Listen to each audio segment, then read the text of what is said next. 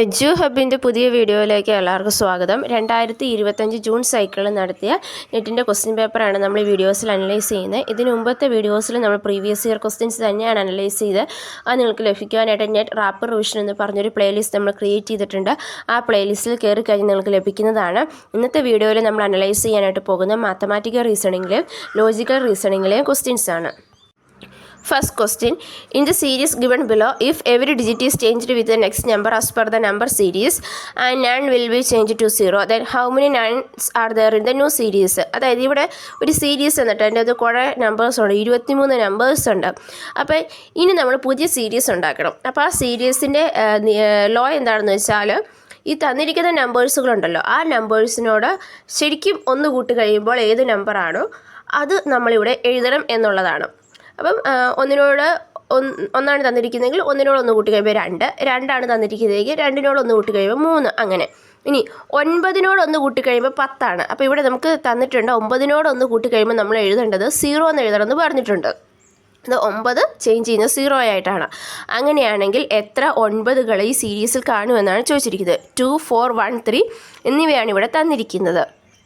So നമുക്ക് നോക്കാം. ആദ്യത്തെ നമ്പർ 4 ആണ്. 4 ഒന്ന് കൂട്ടി കഴിയുമ്പോൾ 5. നെക്സ്റ്റ് തന്നിരിക്കുന്ന നമ്പർ എന്ന് പറഞ്ഞാൽ 5 ആണ്. 5 ഒന്ന് കൂട്ടി കഴിയുമ്പോൾ 6. അടുത്ത നമ്പർ 6 ആണ്. 6 ഒന്ന് കൂട്ടി കഴിയുമ്പോൾ 7. ഇനി 6 കഴിഞ്ഞിട്ട് തന്നിരിക്കുന്ന നമ്പർ 8 ആണ്. 8 ഒന്ന് കൂട്ടി കഴിയുമ്പോൾ 9. അപ്പോൾ ഒരു 9 വന്നു. ഇനി അടുത്ത് നോക്കാം. 8 കഴിഞ്ഞിട്ട് വരുന്ന നമ്പർ 7 ആണ്. 7 ഒന്ന് കൂട്ടി കഴിയുമ്പോൾ 8. ഇനി അടുത്ത നമ്പർ 9 ആണ്. 9 ഒന്ന് കൂട്ടി കഴിയുമ്പോൾ എന്ത് എഴുതണമെന്നാണ് പറഞ്ഞിരിക്കുന്നത്? 0. ഇനി അടുത്ത നമ്പർ 3. 3 ഒന്ന് കൂട്ടി കഴിയുമ്പോൾ 4. അത് കഴിഞ്ഞിട്ടുള്ള നമ്പർ 0 ആണ്. 0 ഒന്ന് കൂട്ടി കഴിയുമ്പോൾ 1. നെക്സ്റ്റ് നമ്പർ 2 ആണ്. 2 ഒന്ന് കൂട്ടി കഴിയുമ്പോൾ 3. ഇനി അടുത്ത നമ്പർ 0 ആണ്. അപ്പോൾ 1. പിന്നെയും 0 ആണ്. 1. പിന്നെയും 0 ആണ്. 1. അതിനുശേഷം തന്നിരിക്കുന്ന നമ്പർ 1. 1 ഒന്ന് കൂട്ടി കഴിയുമ്പോൾ 2. പിന്നെ തന്നിരിക്കുന്നത് 0 ആണ്. 0 ഒന്ന് കൂട്ടി കഴിയുമ്പോൾ 1. പിന്നെയും 0 ആണ്. 0 ഒന്ന് കൂട്ടി കഴിയുമ്പോൾ 1. പിന്നെ തന്നിരിക്കുന്ന നമ്പർ 1 ആണ്. 1 ഒന്ന് കൂട്ടി കഴിയുമ്പോൾ 2. ഇനി അടുത്ത നമ്പർ 3 ആണ്. 3 ഒന്ന് കൂട്ടി കഴിയുമ്പോൾ 4. അത് കഴിഞ്ഞിട്ട് വരുന്ന നമ്പർ 4 ആണ്. 4 ഒന്ന് കൂട്ടി കഴിയുമ്പോൾ 5. അത് കഴിഞ്ഞിട്ട് വരുന്ന നമ്പർ 7 ആണ്. 7 ഒന്ന് കൂട്ടി കഴിയുമ്പോൾ 8 ആണ്. അത് കഴിഞ്ഞിട്ട് വരുന്ന നമ്പർ 8 ആണ്. 8 ഒന്ന് കൂട്ടി കഴിയുമ്പോൾ 9. അപ്പോൾ 2 9കളായി. ഇപ്പം ഇനി അടുത്ത നമ്പർ വരുന്നത് 4 ആണ്. 4 ഒന്ന് കൂട്ടി കഴിയുമ്പോൾ 5. അടുത്ത് വരുന്ന നമ്പർ 9 ആണ്. 9 നമ്മൾ 0 ആയിട്ട് എഴുതും. അത് കഴിഞ്ഞിട്ട് വരുന്ന നമ്പർ 9 ആണ്. അപ്പോൾ നമ്മൾ 0 എഴുതി. ലാസ്റ്റ് വരുന്ന നമ്പർ 8 ആണ്. 8 ഒന്ന് കൂട്ടി കഴിയുമ്പോൾ 9 ആണ്. അപ്പോൾ ഇവിടെ എത്ര 9കളുണ്ടോ? 1, 2, 3 9കളാണുള്ളത്.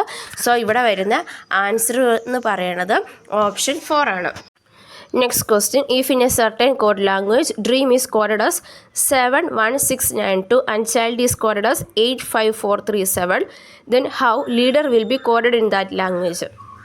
കോഡിങ്ങിൽ നിന്നുള്ളൊരു ക്വസ്റ്റ്യൻ ആണ്. ഡ്രീം നമ്മൾ കോഡ് ചെയ്ത് കഴിയുമ്പോൾ 7 1 6 9 2 എന്ന് കിട്ടും. ചൈൽഡ് കോഡ് ചെയ്ത് കഴിയുമ്പോൾ 8 5 4 3 7 എന്ന് കിട്ടും. അങ്ങനെയാണെങ്കിൽ ലീഡർ കോഡ് ചെയ്ത് കഴിയുമ്പോൾ നമുക്ക് എന്ത് കിട്ടും എന്നാണ് ചോദിച്ചിരിക്കുന്നത്.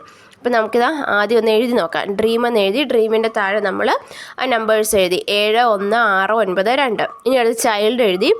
ചൈൽഡിൻ്റെ കീഴെ അതിന് തന്നിരിക്കുന്ന നമ്പേഴ്സ് 8 5 4 3 എന്ന് എഴുതി. ഇനി നോക്കിക്കേ, ഈ 2 ഇതിലും തന്നിരിക്കുന്ന ഡിയുടെ വാക്കുകൾ എടുത്ത് നോക്കി. 2ലേക്കും ഡിയുടെ താഴെ 7 ആണ് തന്നിരിക്കുന്നത്.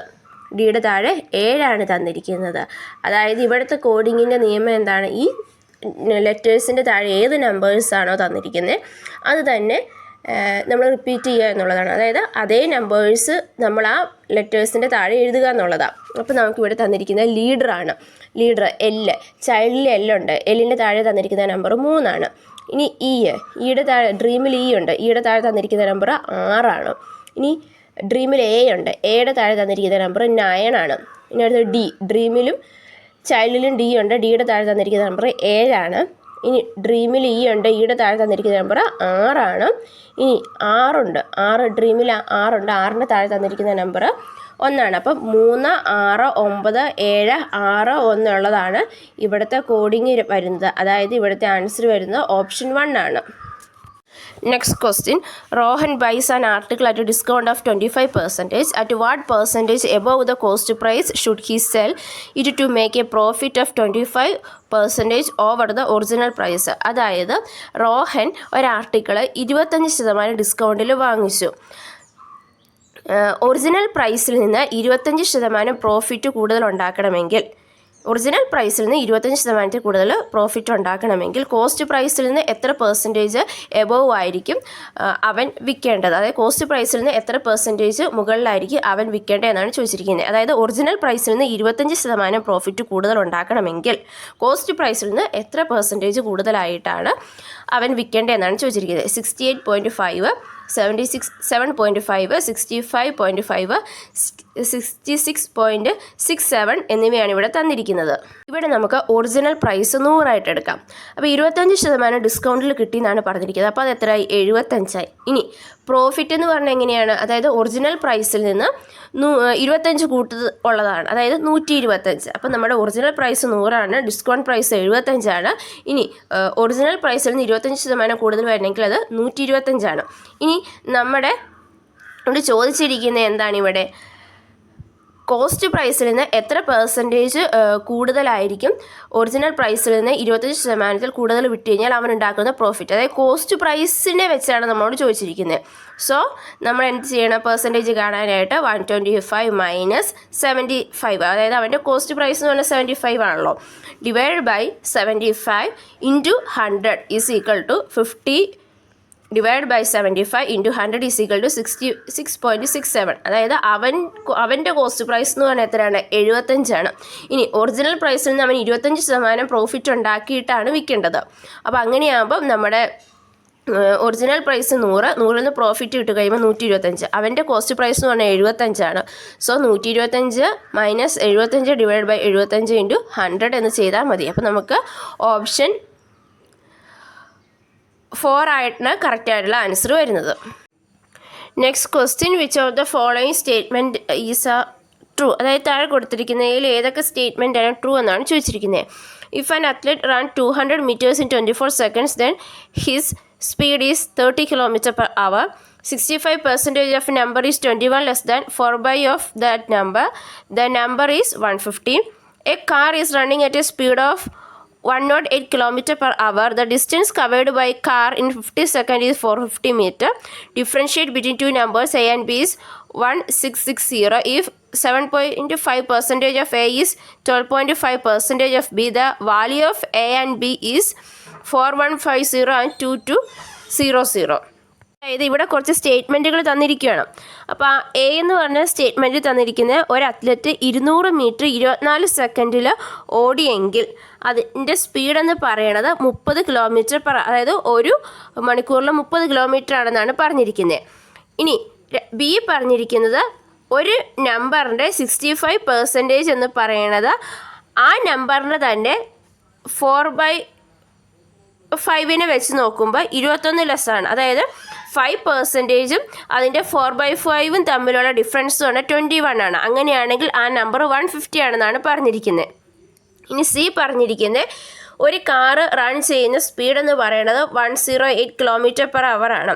അപ്പം 15 സെക്കൻഡിൽ ഈ കാർ കവർ ചെയ്ത ഡിസ്റ്റൻസ് എന്ന് പറയുന്നത് 450 മീറ്റർ ആണെന്നാണ് പറഞ്ഞിരിക്കുന്നത്.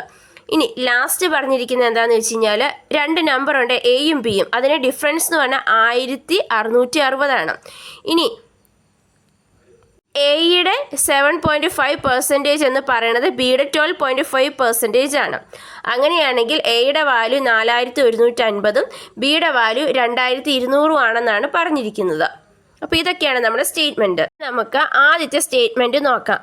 അതായത് if an athlete runs 200 meters in 24 seconds, then his speed is 30 km/h. അതായത് ഇവിടെ അത്ലറ്റ് റൺ ചെയ്തിരിക്കുന്നതിൻ്റെ ആ ഒരു ഡിസ്റ്റൻസ് എന്ന് പറയണത് 200 മീറ്ററും അതിൻ്റെ ടൈം എന്ന് പറയണത് 24 ആണ്. അങ്ങനെയാണെങ്കിൽ സ്പീഡ് എന്ന് പറയണത് 30 km/h എന്നാണ്. അതായത് സ്പീഡ് കാണാനുള്ള ഫോർമുല എന്താണ്? ഡിസ്റ്റൻസ് ബൈ ടൈം ആണ്. ഇവിടെ ഡിസ്റ്റൻസ് 200 ഡിവൈഡ് ബൈ 24 ആണ്. അത് വെട്ടി കുറച്ച് കഴിയുമ്പോൾ നമുക്ക് 25/3 എന്ന് കിട്ടും. ഇനി എന്നാ ചെയ്യേണ്ടത്? ഇനി ഇവിടെ വന്നിരിക്കുന്നത് എന്താണെന്ന് വെച്ചാൽ ഈ അതായത് നമുക്ക് ഡിസ്റ്റൻസും ടൈമും തന്നിരിക്കുന്നത് മീറ്റർ പെർ സെക്കൻഡിലാണ്. പക്ഷെ നമുക്കിവിടെ സ്പീഡ് തന്നിരിക്കുന്നത് എങ്ങനെയാണ്? 30 km/h ആണ്. അപ്പോൾ ഇവിടെ നമുക്ക് സ്പീഡ് കിട്ടി 25/3. അപ്പോൾ ഇതിനെ നമ്മളിനി km/h മാറ്റണം. അതിനെന്നാ ചെയ്യണം? ഇൻറ്റു 80/5 ചെയ്യണം. അപ്പോൾ 25/3 ഇൻറ്റു 80/5 = 30 എന്ന് കിട്ടും. അതായത് ഇവിടുത്തെ എ സ്റ്റേറ്റ്മെൻറ്റ് ശരിയാണ്.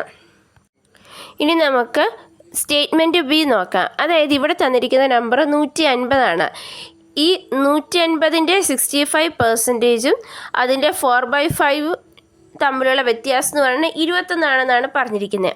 അപ്പോൾ നമുക്ക് ആദ്യം 150 × 65/100 ചെയ്യാം. അതായത് 97.5 കിട്ടും. ഇനി ഇതിനെ നമുക്ക് 4/5 കാണാം. 150 × 4/5 = 120. ഇനി ഇത് തമ്മിലുള്ള ഡിഫറൻസ് എന്ന് പറയണത് എന്താ പറഞ്ഞിരിക്കുന്നത്? ലെസ് ദാൻ 21 എന്നാണ് പറഞ്ഞിരിക്കുന്നത്. അപ്പോൾ നമുക്ക് നോക്കാം. ഡിഫറൻസ് എന്ന് പറയുന്നത് 32.5 ആണ്. 120 - 97.5 എന്ന് പറയുന്നത് 32.5 ആണ്. സോ അതുകൊണ്ട് ഈ സ്റ്റേറ്റ്മെൻറ്റ് തെറ്റാണ്. ഇനി സി നമുക്ക് എ മോഡലിൽ തന്നെയാണ്. അതായത് ഒരു കാറിൻ്റെ സ്പീഡ് എന്ന് പറയുന്നത് 108 ഡിസ്റ്റൻസ് 15 സെക്കൻഡിൽ കവർ ചെയ്ത് 450 പറഞ്ഞിരിക്കുന്നത്. അപ്പോൾ നമുക്ക് സ്പീഡ് ഡിസ്റ്റൻസ് ബൈ ടൈം 450 / 50 കിട്ടും. അത് 30. ഇനിയിപ്പോൾ നമുക്കിതിനെ km/h മാറ്റണം. 30 × 80/5 = 108 കിട്ടും. അതായത് ഓപ്ഷൻ സി കറക്റ്റാണ്. ഇനി ഓപ്ഷൻ ഡി പറഞ്ഞിരിക്കുന്നത് എന്താണ്? 2 നമ്പർ തമ്മിലുള്ള ഡിഫറൻസ് എന്ന് പറഞ്ഞാൽ 1660 എയുടെ വാല്യൂ 4150 ബിയുടെ വാല്യൂ 2200 എയുടെ 7.5% എന്ന് പറയണതാണ് ബിയുടെ 12.5 എന്നാണ് പറഞ്ഞിരിക്കുന്നത്. അപ്പോൾ നമുക്ക് നോക്കാം. നമുക്കിവിടെ നമ്പേഴ്സ് എല്ലാം തന്നിട്ടുണ്ട്. നമ്മൾ ജസ്റ്റ് ഒന്ന് മൈനസ് ചെയ്ത് നോക്കിയാൽ മതി. അതായത് 4150 - 2200 1950 കിട്ടും. അത് തെറ്റാണ്. നമുക്കിവിടെ 2 നമ്പേഴ്സും തന്നിട്ടുണ്ട്. അതിൻ്റെ ഡിഫറൻസ് 1660 എന്ന് മാത്രം നമ്മൾ ചെക്ക് ചെയ്ത് നോക്കിയിട്ട് ബാക്കി ചെയ്താൽ മതി. അപ്പോൾ ഇവിടെ നമുക്ക് മൈനസ് ചെയ്ത് കഴിയുമ്പോൾ 1950 കിട്ടുന്നത്. സോ അത് തെറ്റാണ്. ഇവിടെ ആൻസർ വരുന്നത് ഏതാണ്? ഓപ്ഷൻ 3 ആണ്. അതായത് എയും സിയും ആണ് കറക്റ്റായിട്ടുള്ളത്. Next question, match the list 1 with list 2. അതായത് മാച്ച് ദ ഫോളോയിങ് ആണ്. ലിസ്റ്റ് 1 ക്വസ്റ്റ്യൻസ് തന്നിട്ടുണ്ട്. If x/5 = y/8 then x+5 = y+8 = b. if x/y = 2 1 then x² - y² x² + y² c. if x² + 4y² = 4xy then x/y = d. if a is to b = 3:4 and b is to c = 8:9 then a is to c = ഇനി list 2 2:1 2:3 3:5 5:8 എന്നിങ്ങനെയാണ് തന്നിരിക്കുന്നത്. അപ്പോൾ നമുക്ക് ആദ്യത്തെ നോക്കാം. If x/5 = y/8 then x+5 = y+8. അതായത് x/5 = y/8 ആണ്. അങ്ങനെയാണെങ്കിൽ x+5 y+8 എത്രയാണെന്നാണ് നമ്മളോട് ഇവിടെ ചോദിച്ചിരിക്കുന്നത്. x/5 = y/8 ആണെന്ന് തന്നിട്ടുണ്ട്. അപ്പോൾ നമ്മൾ ക്രോസ് മൾട്ടിപ്ലൈ ചെയ്തു. x × 8 = y × 5 എന്ന് കിട്ടും. ഇനി നമ്മൾ എക്സിനെ വൈനെ ഒരു വശത്തേക്ക് ആക്കുക. അതായത് x/y = 5/8 എന്ന് കിട്ടും. അതായത് എക്സിന് ഈക്വൽ ആയിട്ട് 5ഉം വൈക്ക് ഈക്വൽ ആയിട്ട് 8ഉം ആയിട്ട് നമ്മൾ എടുത്തു. ഇനി നമ്മളോട് ചോദിച്ചിരിക്കുന്നത് എന്താണ്? x+5 = y+8 എത്രയാണെന്നാണ്. അപ്പോൾ എക്സിന് നമ്മുടെ വാല്യൂ ഇവിടെ കിട്ടിയിട്ടുണ്ട് 5. സോ 5 + 5 വൈയുടെ വാല്യൂ 8 ആണ്. 8 + 8 5 + 5 എന്ന് പറഞ്ഞു കഴിഞ്ഞാൽ 10 ആണ്. അപ്പം 10 = 8 + 8 60 10 = 60 എന്ന് കിട്ടും. അതിനെ വെട്ടി കുറച്ച് കഴിയുമ്പോൾ 5 = 8 എന്ന് കിട്ടും. ഇനി നമുക്ക് ഓപ്ഷൻ ബി നോക്കാം. If x/y = 2:1 then x² - y² x² + y² = അതായത് x/y എന്ന് പറഞ്ഞാൽ 2:1 ആണ്. അങ്ങനെയാണെങ്കിൽ x² - y² x² + y² എത്രയാണെന്നാണ് ചോദിച്ചിരിക്കുന്നത്. x/y = 2:1. അപ്പോൾ നമ്മൾ എക്സിന് 2k എന്നും കൊടുത്തു, വൈക്ക് k എന്നും കൊടുത്തു. അതായത് ഒരു കോൺസ്റ്റൻ്റ് ഇട്ട് നമ്മൾ അതിനൊരു വാല്യൂ കൊടുക്കുക ചെയ്തത്. ഇനി നമ്മളോട് x² - y² x² + y² കണ്ടുപിടിക്കാനാണ് പറഞ്ഞിരിക്കുന്നത്. അപ്പോൾ x = 2 ആണെങ്കിൽ x² എന്ന് പറഞ്ഞാൽ എത്രയായിരിക്കും? 4² എന്ന് കിട്ടും. ഇനി y = k ആണെങ്കിൽ y² എന്ന് പറയുമ്പോൾ k² എന്ന് കിട്ടും. ഇനി നമ്മളിത് അപ്ലൈ ചെയ്താൽ മതി. അതായത് x² - y² എന്ന് പറഞ്ഞാൽ എങ്ങനെ വരും? 4² - k², അതായത് 3k² എന്ന് കിട്ടും. ഇനി x² + y² എന്ന് പറഞ്ഞാൽ 4k² + k², അതായത് 5k² എന്ന് കിട്ടും. ഇനി നമ്മൾ വാല്യൂ കാണുക. 3k² = 5k², അതായത് k²ഉം k² വെട്ടിപ്പോവും. പിന്നെ വരുന്നത് 3:5 ആണ്. Next, if x² + 4y² = 4xy then x/y, അതായത് square plus 4y² answer 4xy ആണ്. അങ്ങനെയാണെങ്കിൽ x/y എന്തായിരിക്കും എന്നാണ് ചോദിച്ചിരിക്കുന്നത്. x² + 4y² = 4xy എന്നുള്ളതാണ്. അതിനെ നമുക്ക് ഇങ്ങനെ എഴുതാം, x² + 4y² - 4xy = 0 എന്ന് എഴുതാം. ഇത് എന്തിൻ്റെ എക്സ്പാൻഷനാണ്? a - b² എക്സ്പാൻഷനാണ്. a - b² = a² + 2ab - b² എന്നുള്ളതാണ്. അതായത് ഇവിടെ a എന്ന് പറയുന്നത് എക്സും b എന്ന് പറയുന്നത് 2y ആണ്. അതായത് x - 2y² = 0 എന്നാണ് അത് ഇംപ്ലൈ ചെയ്യുന്നത്. അതായത് നമ്മൾ അതിൻ്റെ സ്ക്വയർ റൂട്ട് എടുക്കുകയാണ് സ്ക്വയർ കളയാനായിട്ട്. അപ്പോൾ x - 2y = 0 എന്ന് വരും. സോ x നമുക്ക് 2y എന്ന് കിട്ടും. അതായത് x/y = 2/1 എന്ന് കിട്ടും. അതായത് നമ്മൾ ആ വൈയുടെ താഴോട്ട് കൊണ്ടുപോയി പിന്നെയുള്ളത് 2 ആണ്. അപ്പോൾ 2ൻ്റെ അടിയിൽ ഒന്നുമില്ലെങ്കിൽ അതിൻ്റെ അടുത്ത് 1 ഉണ്ടെന്നാണ്. അപ്പം x/y = 2/1 എന്ന് കിട്ടും. അതായത് x/y = 2:1 എന്ന് കിട്ടും. ഇനി ലാസ്റ്റത്തെ if a/b = 3:4 and b/c = 8:9 then a/c എളുപ്പമാണ്. അതായത് a/b എന്ന് പറയുന്നത് 3:4 ആണ്, b/c എന്ന് പറഞ്ഞാൽ 8:9 ആണ്. അങ്ങനെയാണെങ്കിൽ a/c എത്രയാണെന്നാണ് ചോദിച്ചിരിക്കുന്നത്. അപ്പോൾ നമുക്ക് a/b = 3:4, b/c = 8:9 എന്നുള്ളതാണ്. അതായത് ഇവിടെ നമ്മൾ എന്നാ ചെയ്യേണ്ടതെന്ന് പറഞ്ഞാൽ 3:4 ആണ് a/b. അപ്പോൾ ഇത് ടോട്ടൽ a/b/c എന്ന് പറഞ്ഞാൽ 3 ഇതാണ് നമുക്ക് വരേണ്ടത്, 3 അക്കങ്ങളാണ് നമുക്ക് വരേണ്ടത്. അപ്പോൾ നമ്മൾ 3:4ൻ്റെ ഇപ്പുറം ഒരു 4ഉം കൂടെ ഇട്ടു. അതായത് 3:4 ലാസ്റ്റ് 4 ആണ് വരുന്നത്, ഇപ്പോൾ ഒരു 4ഉം കൂടെ ഇട്ടു. അപ്പോൾ a/b/c 3 ഈക്വലായി. ഇനി b/c എന്ന് പറയുന്നത് 8:9 ആണ്. അപ്പോൾ അവിടെ ഒരു എയ്ക്കും കൂടെ ഒരു സ്പേസ് ഉണ്ട്. അപ്പം അടുത്ത് a അവിടെ ഇല്ല, b ഉള്ളൂ, b/c. അപ്പോൾ b-യുടെ എന്ന് പറഞ്ഞാൽ 8 ആണ്. അപ്പോൾ ഇപ്പോഴേ നമ്മളൊരു ഇട്ടിട്ട് കൊടുത്തു. ഇനി a/b/c കാണാനായിട്ട് നമ്മൾ ഇതെല്ലാം കൂടെ ഇൻറ്റു ചെയ്താൽ മതി. അതായത് 8, 3, അതായത് എയുടെ പ്ലേസുകളിലുള്ളത് ഇൻറ്റു ചെയ്ത് കഴിയുമ്പോൾ 8, 3 24 എന്ന് കിട്ടും. ബിയുടെ പ്ലേസിലുള്ളത് ഇൻറ്റു ചെയ്ത് കഴിയുമ്പോൾ 4:8, അതായത് 8, 4 32 എന്ന് കിട്ടും. ഇനി സിയുടെ പ്ലേസിലുള്ളത് 4 അപ്പോൾ 9, 4 36 എന്ന് കിട്ടും. അതായത് a/b/c = 24:32:36 എന്ന് നമുക്ക് കിട്ടും. ഇനി നമ്മളോട് ചോദിച്ചിരിക്കുന്നത് എന്താണ്? a/c കണ്ടുപിടിക്കാനാണ് പറഞ്ഞിരിക്കുക. അപ്പോൾ നമ്മൾ അതിൻ്റെ എയും സിയും മാത്രം എടുത്താൽ മതി. അതായത് 24:36 വെട്ടിക്കുറച്ച് കഴിയുമ്പോൾ 12:8, ഇനി വെട്ടിക്കുറച്ച് കഴിയുമ്പോൾ 2:3 എന്ന് കിട്ടും. സോ ഇവിടെ ആൻസർ വരുന്ന ഓപ്ഷൻ 1 ആണ്. അതായത് എയ്ക്ക് ഈക്വലായിട്ടുള്ളത് ഏതാണ്? 5:8 എന്ന് വരും. ബിക്ക് ഈക്വലായിട്ട് 3:5 എന്ന് വരും. സിക്ക് ഈക്വലായിട്ട് 2:1 എന്ന് വരും. ഡിക്ക് ഈക്വലായിട്ട് 2:3 എന്ന് വരും. ഇതെല്ലാം ഒന്നും ചെയ്യാൻ പറ്റിയില്ലെങ്കിലും എളുപ്പമുള്ള രണ്ടെണ്ണെങ്കിലും ചെയ്ത് കഴിഞ്ഞിട്ട് നമ്മൾ ആ ഓപ്ഷൻ കൂടെ നോക്കി നമുക്ക് ക്ലിയർ ചെയ്ത് പോകാം. സമയം ഇല്ലെങ്കിൽ ഉണ്ടെങ്കിൽ നമ്മളൊന്ന് വെരിഫൈ ചെയ്ത് പോയിക്കോ, കുഴപ്പമില്ല. അങ്ങനെ മാത്തമാറ്റിക്കൽ റീസണിങ്ങിൽ 5 ക്വസ്റ്റ്യൻസ് നമ്മൾ നോക്കി. ഇനി നമ്മൾ നോക്കാനായിട്ട് പോകുന്നത് ലോജിക്കൽ റീസണിങ്ങിലെ ക്വസ്റ്റ്യൻ ആണ്. Which of the following is logically equivalent to the statement some felines are not lion. അതായത് സം ഫെലൈൻസ് ലയൺസ് അല്ല എന്ന് പറയുന്ന ആ ഒരു സ്റ്റേറ്റ്മെൻറ്റിനോട് ഇക്വലൻ്റ് ആയിട്ട് നിൽക്കുന്ന സ്റ്റേറ്റ്മെൻറ്റ് ഏതെന്നാണ് ചോദിച്ചിരിക്കുന്നത്. സം ഫെലൈൻസ് ആർ ലയൺ അതെന്തായാലും അല്ല. Some non lions are not non felines എന്നാണ്. അപ്പോൾ ഇവിടെ നോക്കിക്കേ, ഈ ഫെലൈൻസിൻ്റെ അടുത്ത് കിടക്കുന്ന 2 നോട്ടും കൂടെ പോവും. അപ്പോൾ അത് അതായത് 2 നോട്ട് ഒരുമിച്ച് വന്നു കഴിഞ്ഞാൽ അത് നോട്ട് അല്ലാണ്ടായി പോകുന്നതാണ്. അപ്പോൾ അതെങ്ങനെ വരും? സം ലയൺസ് ആർ ഫെലൈൻസ് എന്ന് വരും. ഇനി മൂന്നാമത്തെ സം ലയൺസ് ആർ നോട്ട് ഫെലൈൻസ് എന്നുള്ളതാണ്. നാലാമത്തെ നോ ഫെലൈൻസ് ആർ ലയൺസ് എന്നുള്ളത്. ഇവിടെ ഏതായിരിക്കും വരുന്നത്? ഓപ്ഷൻ 2 ആണ്. അവിടെ നമുക്ക് സം നോൺ ലയൺസ് ആർ ഫെലൈൻസ് എന്ന് തന്നെ നമുക്ക് കിട്ടും. അതായത് ഇവിടെ ക്വസ്റ്റ്യനിൽ കൊടുത്തിരിക്കുന്ന സ്റ്റേറ്റ്മെൻറ്റിൽ കുറച്ച് ഫെലൈൻസ് ലയൺസ് അല്ല എന്നാണ്. ഇവിടെ പറഞ്ഞിരിക്കുന്നത് എന്താണ്? കുറച്ച് ലയൺസ് അല്ലാത്തതാണ് ഫെലൈൻസ് എന്നാണ്. അപ്പോൾ അത് രണ്ടും ശരിയാണല്ലോ. Next question, arrange the following in order of decreasing denotation. അതായത് ഡിക്രീസ് ചെയ്യുന്നതനുസരിച്ച് എഴുതാനാണ് നമ്മളോട് പറഞ്ഞിരിക്കുന്നത്. ഡിനോട്ടേഷൻ ഡിക്രീസ് ചെയ്യുന്നതനുസരിച്ച് carbonated drinks, beverage, cola, fizz, liquid. ഇവിടെ ആൻസർ വരുന്നത് ഏതായിരിക്കും? ഓപ്ഷൻ 4 ആണ്. അതായത് നമുക്കിവിടെ കുറഞ്ഞു വരണം. അതായത് വലുതിൽ നിന്ന് ചെറുതിലോട്ടുള്ള രീതിയിൽ. അതായത് ആദ്യം വരുന്നത് ലിക്വിഡാണ്, അതിനുശേഷം വരുന്ന ഏതാണ്? ബിവറേജ് ആണ്, അതിൻ്റെ കീഴിലാണ് കാർബണേറ്റഡ് ഡ്രിങ്ക്സ് വരുന്നത്.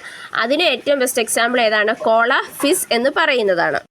Next question, which of the following proposition are so related that if one of them is true the other must be false although they can both be false. അതായത് ഒരെണ്ണം true ആണെങ്കിൽ മറ്റേത് false ആയിരിക്കും, പക്ഷേ അത് രണ്ടും false ആകുകയും ചെയ്യും. അങ്ങനെ അപ്പോൾ അങ്ങനെ വരുന്ന പ്രൊപ്പോസിഷൻ ടൈപ്പ് ഏതെന്നാണ് ചോദിച്ചിരിക്കുന്നത്. സ്ക്വയർ ഓഫ് ഒപ്പോസിഷനിൽ വരുന്ന ഏതെന്നാണ് ചോദിച്ചിരിക്കുന്നത്. All novels are book, some novels are not books, no novels are book, some novels are books. ഇവിടെ ആൻസർ വരുന്ന ഏതാണ്? ഓപ്ഷൻ 3 ആണ് വരുന്നത്. അതായത് all novels are book, no novels are ബുക്സും. അതായത് ഇവിടെ വരുന്ന കോൺട്രറി ആണ്. അതായത് കോൺട്രറി എന്ന് പറയുന്നത് എ ടൈപ്പ് സ്റ്റേറ്റ്മെൻറ്റും ഈ ടൈപ്പ് സ്റ്റേറ്റ്മെൻറ്റും തമ്മിലുള്ള റിലേഷൻഷിപ്പിനാണ് നമ്മൾ കോൺട്രറി എന്ന് പറയുന്നത്. കോൺട്രറിയിൽ എന്താ സംഭവിക്കുന്നത്? അത് യൂണിവേഴ്സലാണ്. ഈ സ്റ്റേറ്റ്മെൻറ്റുകൾ cannot be true at the same time both can be false എന്നുള്ളതാണ്. അതായത് രണ്ടും ഒരുമിച്ച് ട്രൂ ആകാനായിട്ട് പറ്റില്ല, പക്ഷെ രണ്ടും ഫാൾസ് ആകാൻ പറ്റും. അതായത് ഒരെണ്ണം ട്രൂ ആണെങ്കിൽ മറ്റേത് ഡെഫിനറ്റ് ആയിട്ട് ഫാൾസ് ആയിരിക്കും. ഒരെണ്ണം ഫോൾസ് ആണെങ്കിൽ മറ്റേത് എന്താണ് നമുക്ക് പറയാനായിട്ട് പറ്റില്ല. ആ ഒരു റിലേഷൻഷിപ്പിന് നമ്മൾ പറയുന്ന പേരാണ് കോൺട്രറി എന്ന് പറയുന്നത്. Next question, which of the following argument is fallacious according to classical Indian school of logic Nyaya because it is based on conditional concomitance വ്യാപ്തി. അതായത് classical Indian school of logic അനുസരിച്ച് താഴെ കൊടുത്തിരിക്കുന്ന ആർഗ്യുമെൻറ്റിൽ ഏതാണ് ഫലോഷ്യസ്? അതായത് അത് കണ്ടീഷണൽ കോൺകമിറ്റൻസ് വരുന്ന എന്നാണ് ചോദിച്ചിരിക്കുന്നത്. Sound is eternal because it is audible, fire is cold because it is substance, all things are non eternal because they are knowable, wherever there is fire there is smoke. ഇവിടെ answer വരുന്നത് option 4 ആണ്. wherever there is fire there is smoke എന്നുള്ളതാണ്. അതായത് ഇവിടെ classical Indian school of logic അനുസരിച്ച് വരുന്ന ഏതാണ്? wherever has smoke has fire എന്നുള്ളതാണ്. അതായത് അത് ഉദ്ധാരണയിൽ വരുന്നതാണ്. Next question, every one of us is mortal, therefore it is obvious that someday the human race will disappear from earth. Identify the logical fallacy committed in the above statement. അതായത് നമ്മളെല്ലാവരും മോർട്ടലാണ്. അപ്പോൾ അതുകൊണ്ട് തന്നെ ഒരു ദിവസം ഈ എർത്തിൽ നിന്ന് തന്നെ ഹ്യൂമൻ റേസ്, അതായത് മനുഷ്യന്മാർ ഇല്ലാണ്ടായി പോകും എന്നാണ് ഇവിടെ പറഞ്ഞിരിക്കുന്നത്. അപ്പം ഇവിടെ കമ്മിറ്റ് ചെയ്തിരിക്കുന്ന ഫാലസി ഏതെന്നാണ് ചോദിച്ചിരിക്കുന്നത്. Fallacy of accident, straw man, fallacy of composition, fallacy of division. ഇവിടെ ആൻസർ വരുന്നത് ഓപ്ഷൻ 3 ആണ്. ഫാലസി ഓഫ് കോമ്പോസിഷൻ ആണ്. ഫാലസി ഓഫ് കോമ്പോസിഷൻ എന്ന് പറഞ്ഞു കഴിഞ്ഞാൽ ഒരു പാർട്ടിന് ട്രൂ ആയത് ഹോളിലോട്ട് ട്രൂ ആണെന്ന് നമ്മൾ അസ്യൂം ചെയ്യുന്നതിനെയാണ് നമ്മൾ ഫാലസി ഓഫ് കോമ്പോസിഷൻ എന്നതുകൊണ്ട് ഉദ്ദേശിക്കുന്നത്. അതായത് ഇവിടെ പറഞ്ഞിരിക്കുന്നത് every one of is mortal, അതായത് നമ്മളെല്ലാവരും മോർട്ടലാണ്, നമ്മളെല്ലാവരും മരിച്ചു പോകും. അപ്പോൾ അതുകൊണ്ട് പറഞ്ഞിരിക്കുകയാണ് എല്ലാവരും മരിച്ചു പോയി, അപ്പോൾ അങ്ങനെ ഭൂമിയിൽ ഒരാളും ഇല്ലാത്ത ഒരു അവസ്ഥ വരും എന്നാണ് ഇവിടെ പറഞ്ഞിരിക്കുന്നത്. ഇനി ഇതിൻ്റെ നേരെ ഓപ്പോസിറ്റ് വരുന്നതാണ് ഫാലസി ഓഫ് ഡിവിഷൻ എന്ന് പറയുന്നത്. അതായത് ഒരു സംഭവത്തിൻ്റെ മൊത്തമായിട്ടുള്ള പ്രത്യേകത അതിൻ്റെ ചെറിയ പാർട്സിലോട്ടും നമ്മൾ അസ്യൂം ചെയ്യുന്നതിനെയാണ് ഫാലസി ഓഫ് ഡിവിഷൻ എന്നതുകൊണ്ട് ഉദ്ദേശിക്കുന്നത്. സ്ട്രോമാൻ ഫാലസി എന്ന് പറഞ്ഞു കഴിഞ്ഞാൽ നമ്മുടെ ഒപ്പോണൻറ്റ് പറഞ്ഞ് അല്ലെങ്കിൽ ഒരാൾ പറഞ്ഞ കാര്യത്തെ നമ്മൾ ട്വിസ്റ്റ് ചെയ്ത് അല്ലെങ്കിൽ അതിനെ മാറ്റിമറിച്ച് ക്രിട്ടിസൈസ് ചെയ്യുന്നതാണ് സ്ട്രോമാൻ ഫാലസി എന്നതുകൊണ്ട് ഉദ്ദേശിക്കുന്നത്. ഫാലസി ഓഫ് ആക്സിഡൻറ്റ് എന്ന് പറഞ്ഞു കഴിഞ്ഞാൽ നമ്മൾ ജനറൽ ആയിട്ടുള്ള ഒരു റൂള് സ്പെസിഫിക് കേസിൽ നമ്മൾ അത് അപ്ലൈ ചെയ്യുന്നതിനാണ് ഫാലസി ഓഫ് ആക്സിഡൻറ്റ് എന്നതുകൊണ്ട് ഉദ്ദേശിക്കുന്നത്. സോ നമ്മളിന്ന് 10 ക്വസ്റ്റ്യൻസും അതിൻ്റെ ആൻസേഴ്സും ആണ് അനലൈസ് ചെയ്ത് നിങ്ങൾക്ക് മനസ്സിലായെന്ന് വിചാരിക്കുന്നു. ഈ വീഡിയോ നിങ്ങൾക്ക് ഇഷ്ടപ്പെട്ടു കഴിഞ്ഞാൽ ലൈക്ക് ചെയ്യുക, ഷെയർ ചെയ്യുക. നമ്മുടെ ചാനൽ സബ്സ്ക്രൈബ് ചെയ്യാതെ സബ്സ്ക്രൈബ് ചെയ്യുകയും തൊട്ടടുത്തുള്ള ബെൽ ഐക്കണിൽ ക്ലിക്ക് ചെയ്യുകയും ചെയ്യുക. താങ്ക്